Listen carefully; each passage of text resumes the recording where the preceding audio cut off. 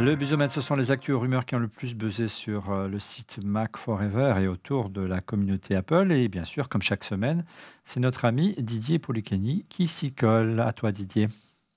Et oui, Olivier, on commence avec l'iPhone 14 qui pourrait avoir une batterie alors, un tout petit peu plus grosse. On nous parle de 52 à 100 mAh, tu vois, donc ça va pas révolutionner le truc. Mais c'est toujours bon à prendre. C'est vrai que, voilà, moi je sais pas ce que vous en pensez sur le plateau, mais moi, mon iPhone, des fois, quand j'utilise un peu beaucoup, il a quand même du mal à finir la journée. Bon, encore plus avec la bêta en Always ce moment. on. Always on. Le Wazen Mais Display sur le peut-être, Pro. oui. Ouais, on a eu une belle avancée cette année par rapport à l'année dernière. Moi, mon 13 Pro, il tient la journée, c'était pas le cas l'année dernière. Mais passons. C'est vrai. Seconde info, Alors, rumeur. Alors là, on reparle. Alors, tu sais que tout le monde est déçu de ne pas avoir le Reality OS, enfin voilà, le casque VR d'Apple, toute l'armada derrière autour de la réalité virtuelle. Donc, on nous dit toujours que ce sera pour l'an prochain, hein, comme l'année dernière et les années d'avant. Mais Tim Cook, lui, alors dans les petites interviews, il a donné une interview en Chine dans laquelle il était un petit peu plus, on va dire, bavard au sujet de la R, la VR. Vous allez voir ce que vous allez voir. Il y a plein d'applications et ARKit est vachement utilisé par les développeurs. Enfin, il a relancé le sujet qui était un petit peu mort d'ailleurs pendant la conférence des développeurs. Tu vois, on n'a pas vu grand-chose autour de ça. Donc, est-ce qu'ils arrivent au bout? Et quand même, la rumeur disait que ce serait une puce M1 qui était dedans. Donc, la puce M1, elle commence à être vieille un peu maintenant. Donc, s'ils veulent vraiment sortir ça, il faudra peut-être se bouger un petit peu, quoi. Alors, ça veut dire quoi? Ça veut dire qu'il a été plus bavard ou les journalistes qui étaient en face de lui étaient un peu plus pugnaces, Didier? Ça Moi, je amène pense ta qu'il troisième info rumeur. Exactement. Alors, il y a eu un petit débat cette semaine. Il n'a pas été très relayé parce que forcément, les Ah ouais. journalistes, quand ils se tapent dessus entre eux, et puis en plus que ça tape sur Apple, c'est pas très relayé. Mais moi, j'ai voulu le relayer parce que je trouvais ça intéressant. Donc, c'est un article d'Arrêt sur Image qui dénonce, qui dit qu'Apple est une machine à tuer le journalisme en prenant des petits exemples de la couverture justement de la keynote. Alors, tu sais, Apple a envoyé les grandes chaînes de télé, il y avait aussi Numérama, etc. Et en gros, ils accusaient un petit peu les journalistes d'être trop complaisants, d'être un peu des fanboys devant une entreprise sans être très critiques.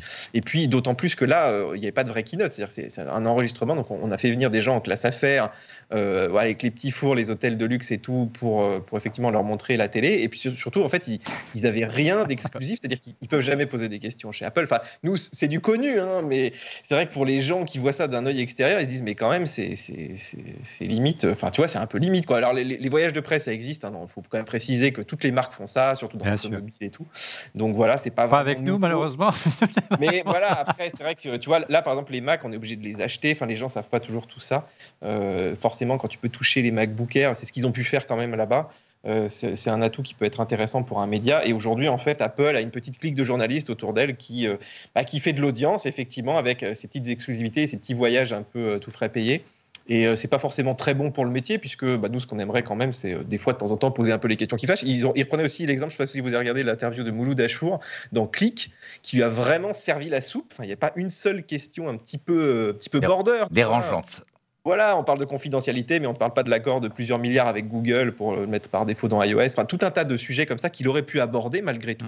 Mais non, parce que d'avoir Tim Cook, ça impose quand même, je pense, des compromis. Donc oui, les journalistes mangent leur chapeau, mais c'est pas nouveau, non? Je te dis pas le nombre de chapeaux. Attends, je regarde, j'en ai quelques-uns à regarder. Non, mais là, on peut faire l'émission entière si tu veux encore sur ça, si tu veux. Non, mais bon, nous, on n'est pas en première ligne, malheureusement, et on le saura malheureusement jamais, mais on aimerait bien poser des questions à nos amis, pas forcément Tim Cook, mais au moins une petite interview de Craig Federighi. Mais ça fait partie du jeu de poser de temps en temps une question qui soit un peu dérangeante. Elle fait partie aussi de la crédibilité des gens qui les posent. Quatrième info rumeur, mon cher Didier. Bah, tiens, une question que j'aurais bien aimé poser à Tim Cook, justement, si je t'invite à Cupertino. Qu'est-ce que tu penses des syndicats dans tes écoles?